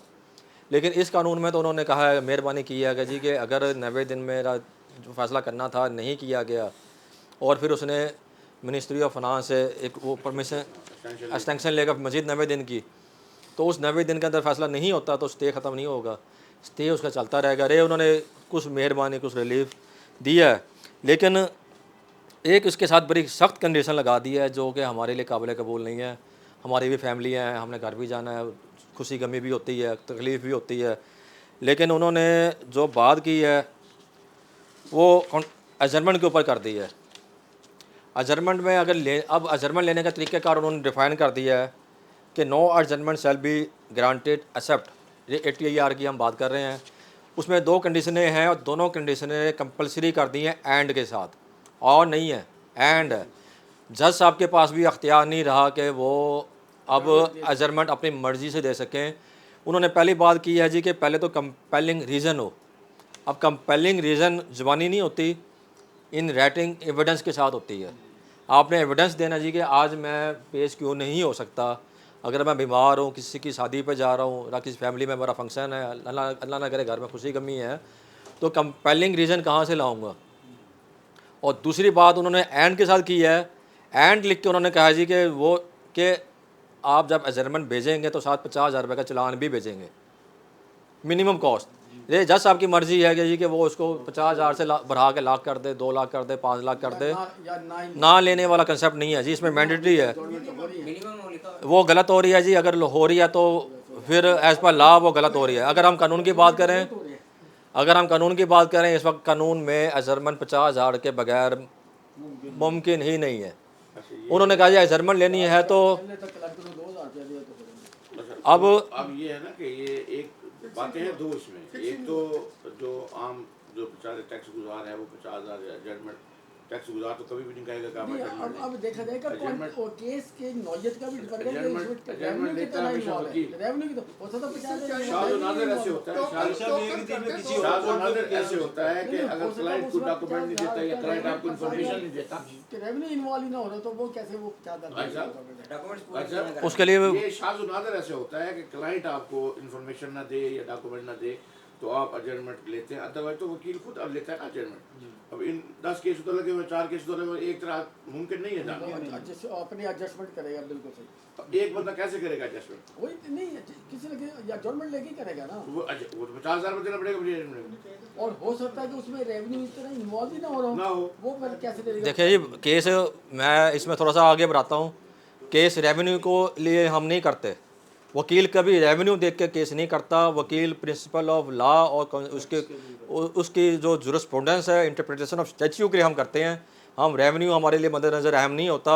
हम जाते हैं तो हम एक लेकिन इशू पे जाते हैं। रिलेटेड तो है ना। लेकिन टैक्स पेयर के लिए तो इम्पोर्टेंट है, वो कहेंगे कि 40 टैक्स- टैक्स लगो आप तो 50,000 अब हुकूमत हमें वो पायलट बनाना चाह रही है। रिलीफ लेने का भी क्या फायदा? हुकूमत का रिलीफ ले दिया। इसका एक फायदा भी है, नुकसान भी है। फायदा ये है कि अर्ली डिस्पोजल होगी केसेस की, लोग एडजस्टमेंट की तरफ नहीं जाएंगे कि एक पेज लेकिन ये चलो जांच practical- खत्म हो गई। practically possible है। Litigation जो है वो Practically possible है। आहिस्ता आहिस्ता कम, लेकिन प्रैक्टिकली मुमकिन नहीं है। अब 30 केस लगे थे, क्या दे सकते अब कानून में तो कंपलसरी कर दिया गया है कि हर जर्मन के साथ कंपेलिंग रीज़न प्लस जज साहब 50,000 कम से कम वो उनको ऑर्डर करेंगे जी कि उस के हम मैं आज जो ग्रांट कर रहा हूँ अजरमेंट वो ऑन द कॉस्ट ऑफ 50,000 कर रहा हूँ।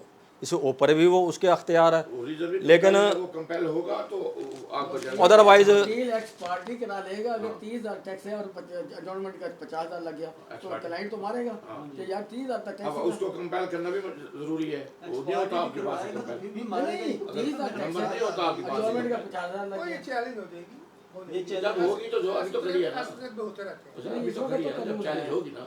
लेकिन है तो अब अगर इस वक्त पूरे पाकिस्तान में अपना ट्रिब्यूनल रेवेन्यू किसी को जर्मन दे रहा है विदाउट कॉस्ट इम्पोज किए, वो भी एज़ पर लॉ नहीं है, ठीक है। वो रिलीफ अगर वो दे रहे हैं तो उसकी एक्सप्लेनेशन हो सकती है। उसकी एक्सप्लेनेशन जज साहब की हो सकती है जी कि आपने 10 एडजस्टमेंटें अलाउ की हैं तो विदाउट फीस क्यों अलाउ कर दी हैं। अभी ऑडिट शुरू हो, फीस कंपलसरी हो गई है तो ऑडिटर का चार्टर का काम बढ़ जाएगा, नहीं ऑडिट उनके अपने होते हैं, फिर कहीं ना कहीं तो बढ़ेगा। अकाउंट साफ। एक और थोड़ी सी और सेकंड बढ़ेगा।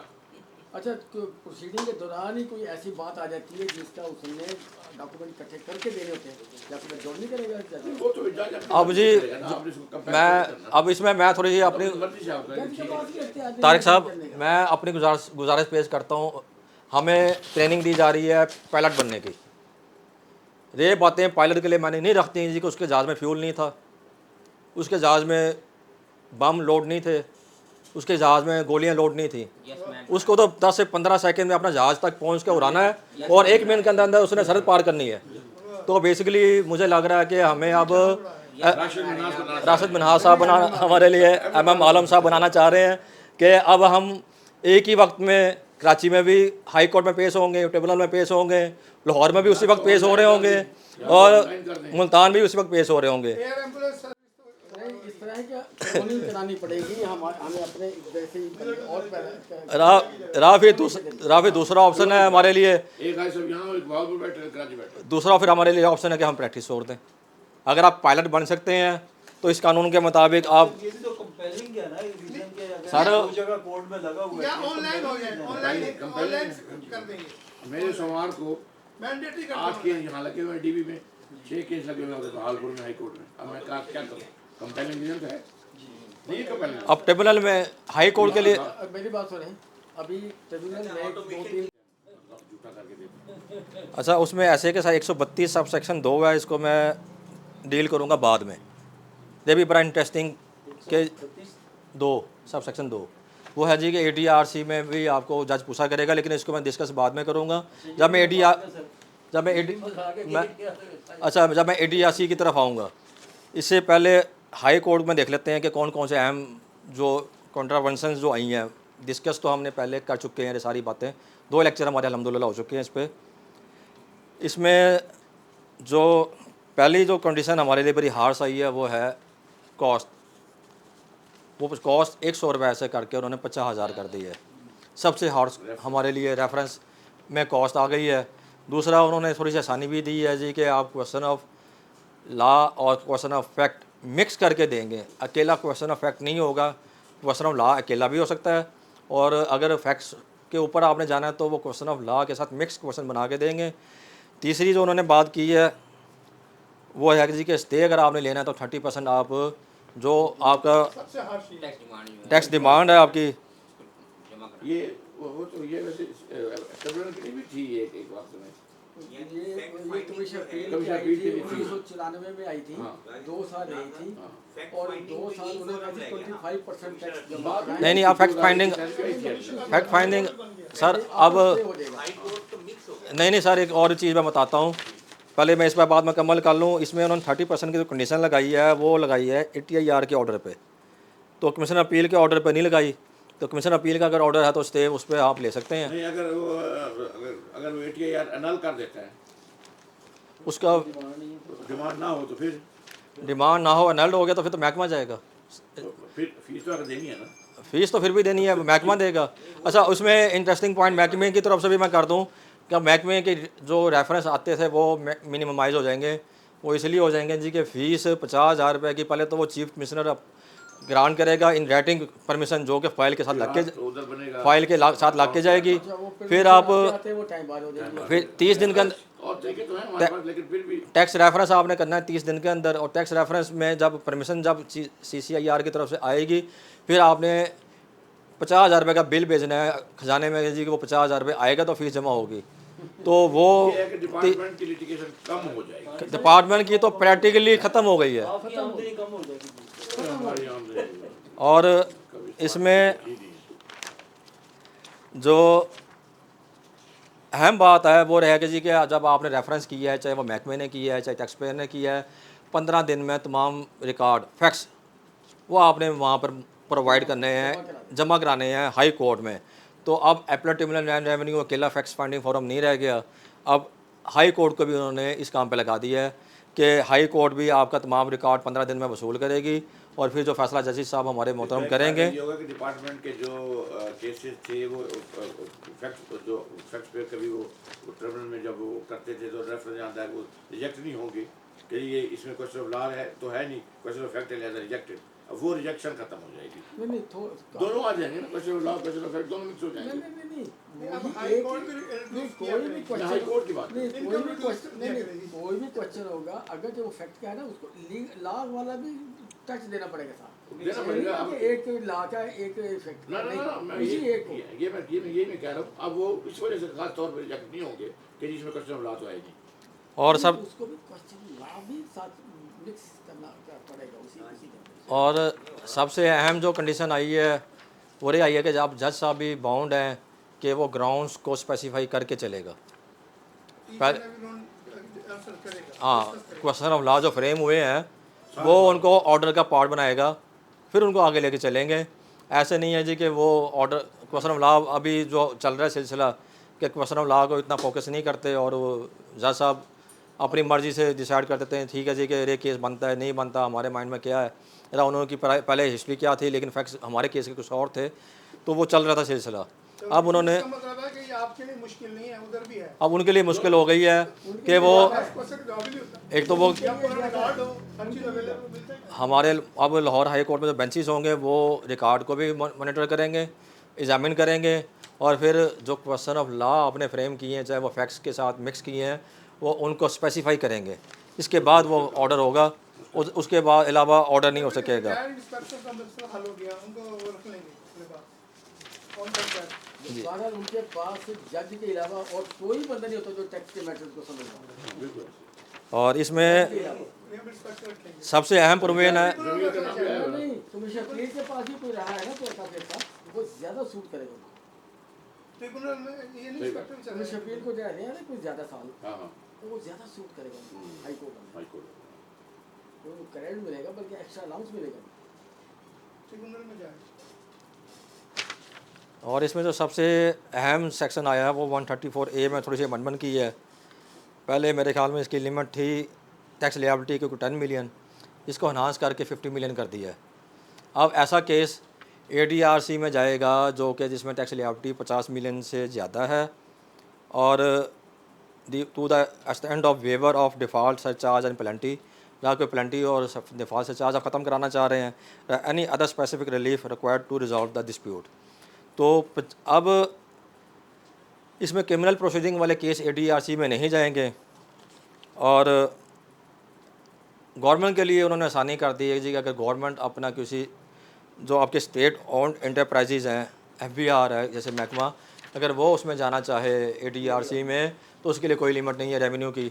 वो चाहे 10 रुपये का भी ये केस है तो अगर उसने अपील की है स्टेट एंटरप्राइज तो वो खुद भी जाकर वहाँ पर स्टेट एंटरप्राइज बिजनेस कर रही हो स्टेट वो अभी आपने अच्छा बाकी जो इदारे हैं फैक्ट्री अच्छा स्टेट ओन्ड एंटरप्राइजेज तो उनके लिए आसानी कर दी है।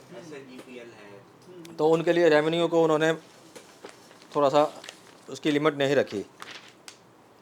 ADRC में तो पहले ही अब केस जाने बंद हुए हैं काफ़ी अर्से से। काफी अर्से। और जब से उन्होंने क्या दिया, अपील जो है ना, अपील करेंगे या इधर आएंगे। ये इधर आएंगे। मतलब पहले था कि अपील आपकी पेंडिंग हो जाएगी। वो आप उधर चले गए। हाँ, अगर आपको ADRC का फैसला पसंद नहीं आया तो तो आप अपील आप करो। फिर अपील में चले। वहाँ अपील तो लीवरेज था, यहाँ अब तो एक खत्म चीज़ ही होगी। यहाँ तो खत्म वो तो इसी वजह से तो क्या ही है, या तो ब्लॉक हो गया ना ADRC वगैरह, आपके खिलाफ फैसला गया, आपको सब बुक हो गया। खत्म हो गया। राइट खत्म हो गया। अच्छा जी, इसमें फिर दो बातें इन्होंने की हैं कि आप जब टैक्स पेयर जाएगा तो वो एक ऑफ़र करेगा कि मैं इसमें जाना चाहता हूँ, ADRC को ज्वाइन करना चाहता हूँ। दूसरी वो बात करेगा जी कि वो अंडरटेकिंग भी देगा कि इसका फ़ैसला मुझे मनमाइन कबूल होगा और इसके खिलाफ मैं अपील नहीं करूँगा। लेकिन आगे थोड़ी सी कॉन्ट्राडिक्टरी उन्होंने प्रोवाइडेड कर दिया है कि जो SOE होगा वो सेक्शन इसका सब सेक्शन 11 जो 134A का है, वो फिर भी परमिशन से कोर्ट की अपील कर सकता है, या हाई कोर्ट में, सुप्रीम कोर्ट में, ट्रिब्यूनल में, उसके बाद फिर भी अख्तियार रहेगा कि वो अपील कर ले, जहाँ पर सब सेक्शन 11 एप्लीकेबल होगा। क्या हुआ? State on enterprises. डिपार्टमेंट जा सकता है इसका। वही यानी स्टेट एंटरप्राइजेज। इसमें ये कंडीशन भी है ना, इंटरेस्ट ऑफ डिपार्टमेंट जा सकता है। अब सरकारी कॉर्पोरेशन यानी उनको सहूलत दे रखी है। अच्छा अच्छा अच्छा। अब PSO है। ये मैक्रो है। अब मैं अपनी आखिरी बात पे आऊँगा, जो मैंने थोड़ी सी पेंडिंग की थी कि 132 सेक्शन में सब सेक्शन 2, जिसको मैंने कहा था कि हम पहले इसको देख लें ADRC को। अब इसमें लिखा हुआ जी कि at the first hearing of appeal the appeal tribunal shall number A bring to the notice of the taxpayer the provision of relating to alternative dispute resolution under section 134A of this ordinance, and B, if the taxpayer decline the option of alternative dispute resolution and wishes to continue with the appeal, fixed date or dates for hearing, or and the scene of the appeal in consultation with the taxpayer and commissioner and in accordance with the rules। अब पहली पेशी पर जो समझ नहीं आ रहा कि अरे बेवकूफ़ाना भी एक अमल किया है कि ADRC में तो आपने कहा जी कि 50 मिलियन से नीचे का केस आ ही नहीं सकता। वालेकुम अस्सलाम। अब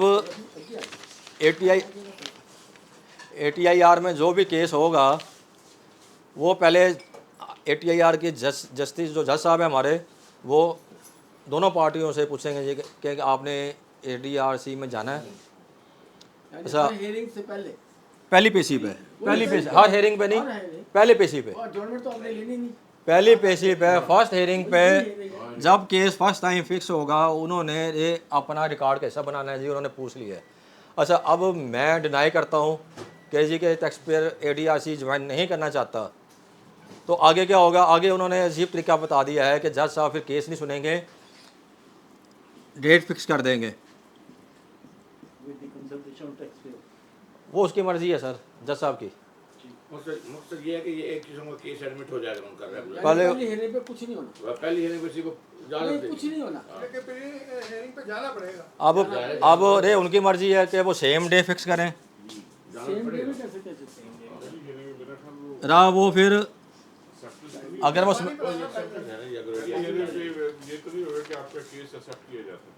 अगर रे भी हो सकता है, उनके पास ये भी ऑप्शन है कि वो अगर एक जज साहब समझते हैं जी कि एक हेयरिंग में केस नहीं होने वाला, वो आपको टेंटेटिव शेड्यूल जारी कर देगा जी कि इन तारीखों को आपका केस मैं फिक्स कर रहा हूँ, उसी दिन बता दें। उसी दिन डेट बता देगा, 2-3 4 दिन। उसके पास अख्तियार है, लेकिन उसके पास अख्तियार है, दो पेशियां लगेंगी उसके पास चाहे वो पहली पेश, चाहे वो अगली तारीख दे दे आपको, या शेड्यूल दे दें। या शेड्यूल दे दे, रहा अगली तारीख वाले दिन फिर आपको अगली तारीख दे दे, अरे उसका अख्तियार है।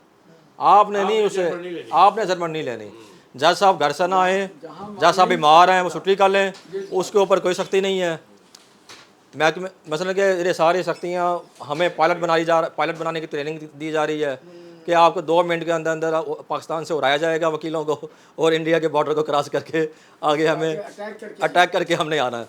तो ये सारी बातें समझ से बाहर हैं कि हमें वो करना क्या चाह रहे हैं हमारे साथ, हमें वो कहाँ लेके जा रहे हैं, वकला के साथ क्या मजाक कर रहे हैं। 50,000 की अपील की फ़ीस कर दी है। कमिश्नर अपील को जो अपील वाला सेक्शन है वो उसको तो उन्होंने छेड़ा ही नहीं है। 126A तो आपने डाल दी है, पिक्योनिटी पावर डाल दी हैं, लेकिन 127 वैसे का वैसे ही है। मेरा अख्तियार है कि मैं पहली अपील तो मैं कमीशन अपील को करूं, पाबंदी नहीं है उधर। क्योंकि 127 भी उसी तरह कायम खड़ा है। तो इस तरह के सारी हमारी आज की डिस्कशन हुई है।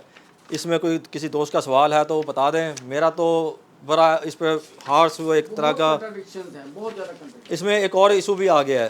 हाँ, वो मैं आखिरी में रखा था कि हमें इस्लामाबाद ट्रिब्यूनल की भी जजमेंट आ गई है, जिसमें ये सवाल किया गया था जी कि ये 3 मई के से पहले के जो ऑर्डर होंगे, मेरा अपना व्यू रही है और ये सबसे अहम और क्रूशल पॉइंट है जिसमें मैं सिर्फ 2 मिनट लूँगा, ज़्यादा टाइम क्योंकि आगे हमारा टाइम अब हमने इसको शॉर्ट किया करना है लेक्चर को, कि अब हमारे पास इस एक्ट के ज़रिए क्या क्या चीज़ें आई हैं।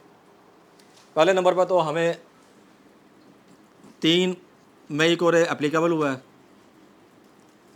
और इसमें क्या चीज़ें हमें दी जा रही हैं। पहले नंबर पर तो वो कटेल कर रहा है पीरियड, लिमिटेशन पीरियड।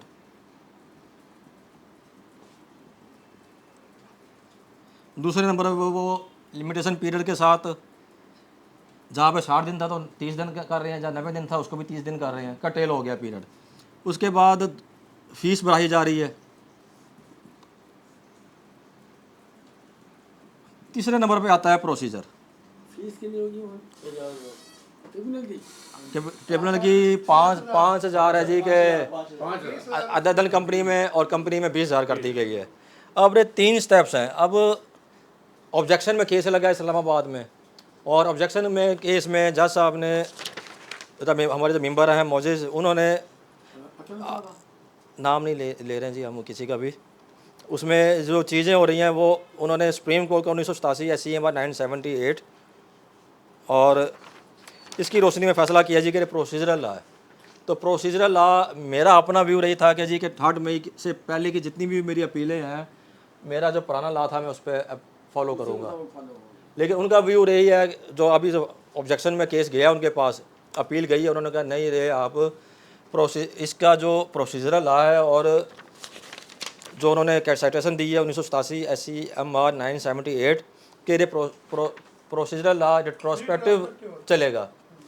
अब सवाल आता है जी कि मेरा पीरियड मैंने जाना है ट्रिब्यूनल में, फैसले को हो गए 50 दिन, क्या ये टाइम बार हो गया? जज साहब ने तो कर दिया। जहाँ पे मेरे वेस्टेड राइट डिप्राइव हो रहे हैं वो फिर रिट्रोस्पेक्टिव नहीं हो सकता। मेरा जब फैसला मेरे पास आया था, मुझे उस दिन मैंने जब मशवरा किया अपने लायर के साथ, उन्होंने कहा जी आपके पास 60 डेज़ है, आप ट्रिब्यूनल में अपील करने के लिए डिसीजन कर लें, माइंड बना लें और ये रिकॉर्ड मुझे बनाकर पहुंचाएं। मैंने लिस्ट ऑफ रिकॉर्ड भी उनको अपने क्लाइंट को दे दिया। अब 50 दिन बाद वो मेरे पास आता है कि सर मैं आपके कहे हुए रिकॉर्ड को मैं बना लाया हूँ, तो क्या मेरे पे 1987 SCMR 978 एप्लीकेबल हो जाएगा कि वो तो मुझे लिमिटेशन से बाहर निकाल दी है। लेकिन मेरा ख्याल है कि उसमें ये करेंगे कि कंडोनेशन एक साथ होगी। सर कंडोनेशन जो इस किस्म के केसेस जो आप कह रहे हैं ना, इस किस्म के केसेस में कंडोन करने सर, की गुंजाइश होगी। अच्छा मुझे अगर इजाज़त दें, मैं वही 1991 वाला ही थोड़ा सा इसको अब बाद में मैं इसको कंक्लूड कर लूँ सर, फिर हम करते हैं। इसमें मेरा जो पॉइंट ऑफ व्यू है कि जब मेरा वेस्टेड राइट डिप्राइव हो रहा है, देखिए ये है प्रोसीजरल, फी भर गई है, प्रोसीजर है। मैंने ATIR की जगह हाई कोर्ट में जाना है, मैंने कमीशन अपील की जगह ट्रिब्यूनल में जाना है, मेरा फॉर्म चेंज हो गया है, मेरी ये है प्रोसीजर। ये प्रोसीजर नहीं है। और ये जो एक्ट है इसका ये तीनों पॉइंट मिलकर इस एक्ट का हिस्सा बनते हैं। जब ये प्रोसीजर ये मेरा अब जज साहब का कहना जी कि रिट्रोस्पेक्टिव अप्लाई करेगा, मेरा अभी भी व्यू रही है ये रिट्रोस्पेक्टिव। जो कानून पब्लिक के इंटरेस्ट में नहीं होगा वो तो कभी भी रिट्रोस्पेक्टिव। बस हमारा ये पॉइंट है, जब मेरे कोर्ट के फैसले हैं ये तो। जब मेरे वेस्टेड राइट जो मुझे 50 दिन बाद मेरा क्लाइंट आगे मुझे रिकॉर्ड देता है और वो भी मेरे से 50 दिन पहले मशवरा करके किया था कि जी ये डॉक्यूमेंट्स तैयार करके लाएं आपकी अपील जमा कराने के लिए। मैंने उसकी अपील तैयार की हुई है, ग्राउंड्स बने पर हैं, सेट बना हुआ है, डॉक्यूमेंट लाता है, मैंने उसमें से 1-2 ग्राउंड्स उसको सीधे करने हैं और मैंने 51 दिन मैं जाऊँगा तो मैं कंडोनेशन क्यों अप्लाई करूँ? कंटिन्यूशन पर लिखा हुआ है लिमिटेशन एक्ट 5 लगेगा, और जब लिमिटेशन एक्ट का सेक्शन 5 लगेगा तो वो तो मुझे रीज़न बतानी पड़ेंगी। अब मैं क्या रीज़न दूंगा जी कि अब मैं इस प्रोसेस ऑफ लॉ से क्यों गुजरूँ जो मेरे पे एप्लीकेबल ही नहीं था। तो मेरा ये पॉइंट ऑफ व्यू है कि जजमेंट ठीक है, हमारे लिए बाइंडिंग जजमेंट बन चुकी है, लेकिन ये कोर्ट ऑफ लॉ में इसको ज़रूर हमें इसको कोर्ट में जाएगी फिर। ये हाई कोर्ट में जाएगी जजमेंट, एज ए ट्रिब्यूनल की है, लेकिन एज ए रेफरेंस नहीं, एज ए रेफरेंस नहीं जाएगी, एज ए रिट पिटिशन जाएगी, क्योंकि रेफरेंस में भी आप क्वेश्चन ऑफ लॉ को तब्दील करने के लिए आप अप्लाई नहीं कर सकते। की फीस तो नहीं चाहिए। रिट की फ़ीस तो सर पूरे पाकिस्तान में 500 ही है। अरे पंजाब का तो मुझे पता है 500 है, पाकिस्तान का मैं नहीं। इसमें होना ये चाहिए था कि जो जब ये ऑर्डर आ गया ना ये एक्ट, इसके बाद जो फैसले होंगे ना उन पे ये होना सर वो खामोशी है, वो बिल्कुल खामोशी है, लेकिन इस्लामाबाद एपलेट ट्रिब्यूनल का जो फैसला आ गया है उन्होंने इसको रिट्रोस्पेक्टिव इफेक्ट दे दिया एक्ट को। ये पंजाब पे हमारी इधर अप्लाई ये तो इसमें नहीं होगा, सर इस्लामाबाद का है ना, इस्लामाबाद अप्लाई हो सकता है। बेसिकली ये फैसला किसका है? ATIR का। ATIR इस्लामाबाद का। एक्चुअली वो मेंबर कौन? नंबर ना पूछे। हाँ, ये ऊपर है। हमने जी हम इसमें अब हमने जो फैसला पढ़ा है जी, आने वाली फीस पे। ये 1900 ये तो आपने उस पे MTP सर 1987 SCMR 978 जब भी जजमेंट कोर्ट होती है तो टाइटल होता है, और टाइटल के साथ उसका साइटेशन नंबर कोड होता है। ट्रिब्यूनल में ये रिपोर्टेड रवा। होता है, ये रिपोर्टेड नहीं है। और जो अच्छे नहीं, नहीं। वकील होते हैं, वो साथ जज का नाम भी नहीं बताते हैं। नहीं, ये जो आपकी अच्छे है वकील ना जज जो का नाम आपके भी हाथ में बताते हैं। जजमेंट है, ये ये जो रिपोर्टेड फलाना नहीं है। फलाना लिहाजा इसका आप नंबर भी बताएं और जज का नाम भी बताएं। सर उसमें हम इसीलिए क्योंकि अप्रिशिएट नहीं कर रहे तो इसमें हम किसी तनकीद नहीं कर रहे, ये मेरा अपना मौक़िफ़ है। मेरा ज़ाती ख्याल ये है कि ये मेरा ज़ाती वैसे ख्याल आपने MTP की उस पर डाला। मेरा ज़ाती ख्याल ये है कि जो लिमिटेशन वाला इशू है ना आपका, जी जी लिमिटेशन वाला इशू ये इसकी एप्लीकेबिलिटी के बाद होगा। मेरा ज़ाती ख्याल मेरा भी ये है कि मैं भी बड़ा आप एंडोर्स कीजिए। मेरा ख्याल है कि ये जो अपील वाला मामला है लिमिटेशन वाला, ये इसके इम्प्लीमेंटेशन के बाद से होगा, पहले नहीं होगा। अगर आप मेरी बात सुन लेंगे चलें आप मैं लेक्चर को यहीं पे हम क्लोज कर रहे हैं। अब मैं मोहम्मद यूनुस बाजी साहब हमारे सीनियर मेंबर, उनसे गुजारिश करूंगा कि वो अपने कंक्लूडिंग रिमार्क्स पेश करें अपने।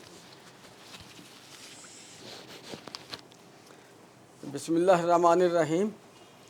पहली तो ये बात है कि ये लॉ जो है ये अप्लीकेबिलिटी का जो है कि जी ये लिमिटेशन जो आई है इसका क्या तल्लुक़ होगा। इसमें मैं एक केस का आपको ज़िक्र करूँगा। पहली तो बात है, सिचुएशन ये है कि 1994 में एक कानून बना था जिसमें ये था कि अगर आप 25% ऑफ द टैक्स जमा करा देंगे तो आपको ऑटोमेटिक स्टे हो जाएगा। ये 94 में आया था। तो उस वक्त जो है ना, जब यानी कि फ़ैसले हुए, फ़ैसले तो पिछले साल के थे, लॉ आने से पहले वाले साल पीरियड के थे। उस वक्त जब कानून बनने के बाद जब आए, उन्होंने कुछ मुतालबा किया कि जी 25% जमा कराएं। अच्छा, महकमे ने यह किया कि अभी टैक्स इतना के लगा दिया, 25% ही उनका जो रिक्वायरमेंट पूरी कर देता था। यानी उन्होंने इस हिसाब से टैक्स लगाए थे। इनको पता है ये पुराने वक्तों में, ठीक है ना। हाँ, अच्छा, अब वो जो है ना, जब ये उन्होंने 25% मांगा कि ये वरना तो हम तो रिकवरी करेंगे तो स्टे नहीं मिलेगा, तो वो जो है ना पिछले साल के फ़ैसलों के लिए कोर्ट में गए और हाई कोर्ट में, और हाई कोर्ट ने फ़ैसला किया कि ये कानून आने से पहले सालों के फ़ैसले हैं। ये इसमें आप 25% वाला जहाँ आप देखेंगे ना, उसी केस में आए हुए हैं कि ये क्योंकि ये पिछले साल के जो है पहले वाले यानी कि लॉ आने से पहले वाले सालों के फ़ैसले हैं, तो लिहाजा ये जो है ना कानून जो आज आया है ये उन पर अप्लाई नहीं करेगा। लिहाजा 25% को ना, सॉरी, वो स्टे नहीं था, वो डिपॉजिट करा के अपील हो सकती थी। हाँ, याद आ गया, डिपॉजिट करा के अपील हो सकती थी। हाँ, वही है ना। फिर हाँ, या टैक्स भी 25% जमा कराना होगा, वरना अपील ही नहीं होगी। उन्होंने कहा जी ये तो पिछले सालों के है, जब ये कानून आने से पहले के, लिहाजा ये उन पर अप्लाई नहीं करेगा। अच्छा, अब आपको शायद याद हो, उस ज़माने में जो यानी कि टाइम बाद होते थे केस, 2 साल बाद होते थे, रिटर्न आने के 2 साल बाद। अब 2 साल बाद यानी कि ये 2 साल तक तो जो वो चलते गए पिछले, जब ये 2 साल गुजर गए, इस पीरियड में जो आए थे यानी कि फ़ैसले हुए हैं आखिरी टाइम बाद जब होते थे, नॉर्मली उस वक्त फैसले होते थे। तो जब इस कानून के यानी कि ये आने के बाद जो फैसले हुए, अब वो पीरियड वो था जो उससे बाद वाला था। तो अब उसकी जब बारी आई तो उन्होंने कहा जी अच्छा, जो वो फैसला जो था वो ये था कि जो उससे कानून आने से पहले वाले फैसले थे उस पर वो लागू नहीं था, लिहाजा अब इन पे तो लागू है ना, ये जमा कराएं। हुआ ये कि 2 साल बाद जो है ना ये कानून वैसे ख़त्म कर दिया था, कानून ख़त्म कर दिया था। अब फिर ये मसला गया हाई कोर्ट में। हाई कोर्ट ने कहा जी जब ये कोई कानून स्टैट्यूट बुक में इस वक्त नहीं है, आप इसको अप्लाई कैसे कर सकते हो? ना पहलों पे लगा ना बाद वालों पे लगा। जो उस कानून आने के बाद जो 2 साल गुजरे हैं ना, उनकी अपीलें जब आई हैं ना तो उस पर भी नहीं लगा, इसलिए कि जी वो तो कानून स्टैट्यूट बुक में ही नहीं है। कहता है जी ये कैसे आप इसको अप्लाई कर सकते हैं? तो ये चीज़ जो होती है ना, ये उसको भी हमें देखना पड़ेगा। यहाँ बिल्कुल वो फिट आता है कि यहाँ अगर लिमिटेशन करनी है तो लिमिटेशन ये है कि जो इस कानून आने से पहले वाले साल हैं उन पे नहीं लगेगा। हाँ ठीक है, अच्छा सर जी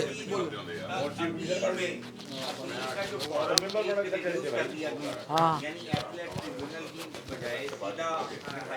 शेख साहब अपील नहीं ट्रिब्यूनल जी ट्रिब्यूनल की बजाय नहीं, अब नहीं कमीशन अपील की बजाय ट्रिब्यूनल। कमिश्नर अपील का जो फैसला है ये हाई कोर्ट में चैलेंज ना ना ना ना कमीशन अपील का फैसला हाई कोर्ट में होगा। अच्छा। ट्रिब्यूनल में अपील नहीं होगी। अच्छा अच्छा अच्छा अच्छा अच्छा तो वो जो उस लिमिट के अंदर बताया उसके अंदर जो होगा, इस रेफरेंस में जो चार्टर्ड अकाउंटेंट का प्रोफेशन है वो तो किसी हद तक एक फॉरम कम होता नजर आ कम नहीं होगा। सर ट्रिब्यूनल में अपील मेरी बात सुन ले, मेरी बात सुन ले, मेरी बात सुन ले, मेरी बात सुन ले, मेरी बात सुन ले, ठहर जाओ, मेरी बात सुन ले। लेकिन जो कमिश्नर अपील का ऑर्डर है वो तो सीधा चैलेंज होगा ना हाई कोर्ट मेरी बात सुन लें। बात यह है कि 1991 में जब PTR आया था वहाँ 143B या 115(4) थी उस वक्त। उस वक्त एक सफ़े का था आपकी टर्नओवर कितनी है, कितना टैक्स कटा है, और ये बस इतनी इन्फॉर्मेशन होती थी। जब ये आ गया इसके अलावा आपने अकाउंट्स भी नहीं देने, रिटर्न भी फाइल नहीं करनी, कुछ रिटर्न की एग्जाम्पशन थी। उस वक्त भी सियालकोट वाले जो थे ना वो तो सारा एक्सपोर्ट का काम था, वो तो सारे उसमें आते थे, लिहाजा उनका काम बंद नहीं हुआ था। अल्लाह ताला चलाता रहता है काम, आप परेशान न हो, रिज़्क़ अल्लाह ताला ने देना है। और आप यानी कि जितना रिज़्क़ के पीछे भागेंगे रिज़्क़ आगे को जाएगा। अगर जो आपके हिस्से का है रिज़्क़ वो आपको जो आराम से भी बैठे रहेंगे अपने पास, आपके पास खुद ब खुद आ जाएगा। नहीं, इनका सवाल है जी कि एक जो टैक्स का जो प्रैक्टिशनर होता है, मैंने पहले कहा था कि वो बस रेवेन्यू उसके लिए इतनी इन्वॉल्वमेंट नहीं होती।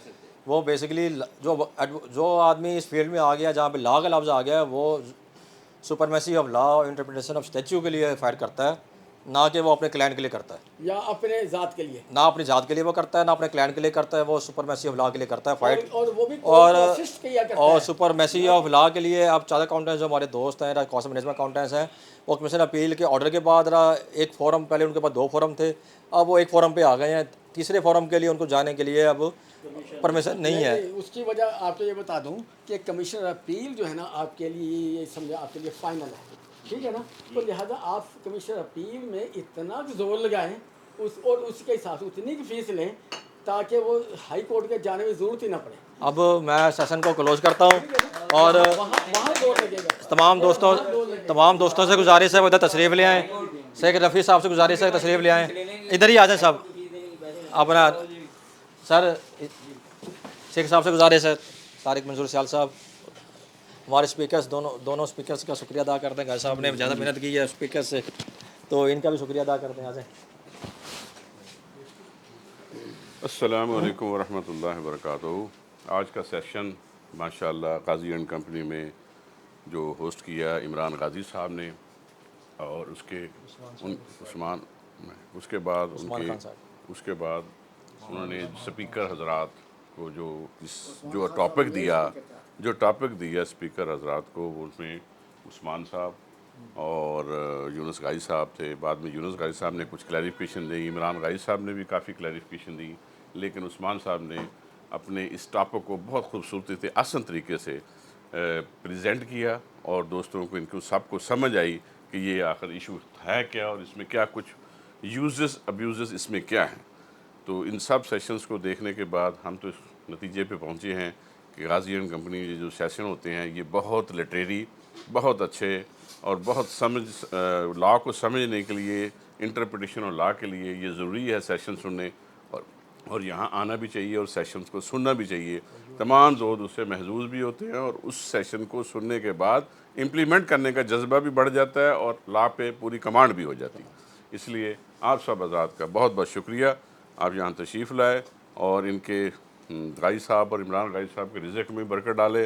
जब हमें आएँ तो कुछ तवाज़ो भी करते हैं, चाय भी पिलाते हैं, अल्लाह ताला इनके रिज़्क़ में बरकत भी डाले और दीगर मामलात में अल्लाह ताला आसानियाँ पैदा करे और ये टैक्सेशन का ये सेशन इसी तरह चलता रहे, रवादार रहे और यूनुस गाजी जिंदाबाद।